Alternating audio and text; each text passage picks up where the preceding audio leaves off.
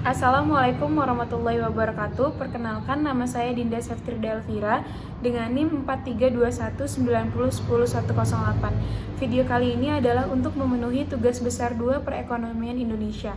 Langsung saja kita ke videonya untuk membahas materi yang sudah diberikan Ibu dosen. Yang pertama, di sini ada pertanyaan tugas. Pertanyaan pertama adalah konsep dan tujuan dari kebijakan pemerintah atas otonomi daerah sebagai salah satu percepatan pembangunan di Indonesia. Pertanyaan kedua adalah masalah apa yang timbul dari otonomi daerah dan kebijakan apa yang dilakukan dari pemerintah pusat guna mengatasi masalah tersebut. Yang ketiga, berikan penjelasan tentang kebijakan fiskal yang dilakukan pemerintah guna mempercepat pembangunan struktural di Indonesia. Yang keempat, kaitkan hubungan kebijakan percepatan pembangunan tersebut bagi peran Indonesia dalam menghadapi globalisasi ekonomi. Yang pertanyaan terakhir adalah identifikasi tantangan dan hambatan di masa yang akan datang dan apa solusi dari Anda sebagai sumber daya manusia yang berada di persaingan global ini. Langsung saja, pertanyaan pertama adalah konsep dan tujuan dari kebijakan pemerintah atas otonomi daerah sebagai salah satu percepatan pembangunan di Indonesia. Berdasarkan Undang-Undang Nomor 32 Tahun 2004, sebagaimana telah diamandemen dengan Undang-Undang Nomor 12 Tahun 2008 tentang pemerintah daerah. Definisi atau arti otonomi daerah adalah otonomi daerah adalah hak, wewenang, dan kewajiban daerah otonom untuk mengatur dan mengurus sendiri urusan pemerintah dan kepentingan masyarakat setempat sesuai dengan peraturan perundang-undangan. Otonomi daerah mempunyai suatu tujuan tersendiri untuk memberikan percepatan kesejahteraan rakyat yang ada di daerah agar merata baik secara pengelolaan sumber daya alam dan sumber daya manusianya itu sendiri. Dalam pelaksanaan otonomi daerah, maka daerah mempunyai kewenangan untuk mengatur dan mengurus daerahnya sesuai dengan potensi daerah tersebut. Hal ini termasuk mengatur tentang perencanaan pembangunan yang ada di daerah guna pemerataan kesejahteraan rakyat.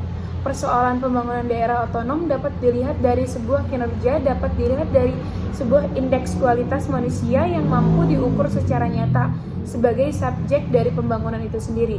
Klasifikasi dari indeks keseluruhan atau universal ini mampu diukur secara tingkat kualitas manusia suatu bangsa meliputi pendidikan, kesehatan, dan percepatan pembangunan daerah otonom. Hal ini yang menjadi hubungan antara percepatan pembangunan dengan otonomi daerah agar kesejahteraan rakyat dapat terjalin secara merata. Yang kedua adalah masalah apa yang timbul dari otonomi daerah dan kebijakan apa yang dilakukan dari pemerintah pusat guna mengatasi masalah tersebut. Masalah yang timbul dari otonomi daerah yang pertama adalah adanya eksploitasi pendapatan daerah.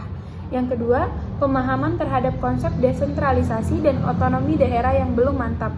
Yang ketiga, penyediaan aturan pelaksanaan otonomi daerah yang belum memadai. Yang keempat, kondisi sumber daya manusia aparatur pemerintahan yang belum menunjang sepenuhnya pelaksanaan otonomi daerah.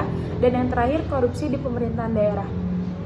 Nah, kebijakan pemerintah pusat guna mengatasi masalah yang timbul dari otonomi daerah.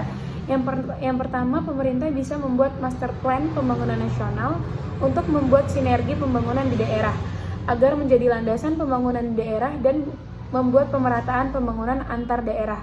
Yang kedua, memperkuat peranan daerah untuk meningkatkan rasa nasionalisme dengan mengadakan kegiatan menanam nasionalisme seperti kewajiban mengibarkan bendera merah putih.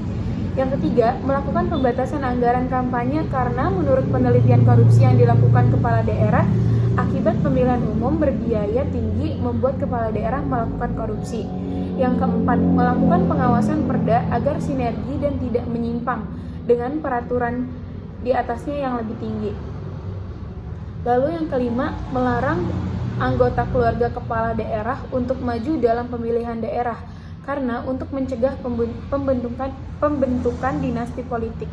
Yang keenam, meningkatkan kontrol terhadap pembangunan di daerah dengan memiliki mendagri yang berkapabilitas untuk mengawasi pembangunan di daerah.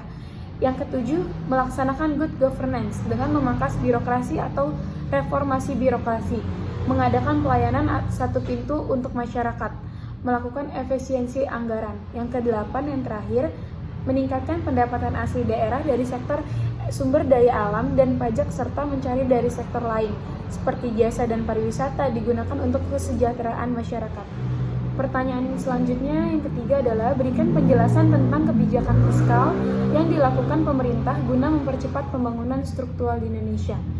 Di sini ada tujuan kebijakan fiskal. Yang pertama mencapai stabilitas perekonomian, yang kedua memacu dan mendorong terjadinya pertumbuhan ekonomi, yang ketiga memperluas dan menciptakan lapangan kerja, yang keempat menciptakan terwujudnya keadilan sosial bagi masyarakat, yang kelima mewujudkan pendistribusian dan pemerataan pendapatan, dan yang terakhir mencegah pengangguran dan menstabilkan harga.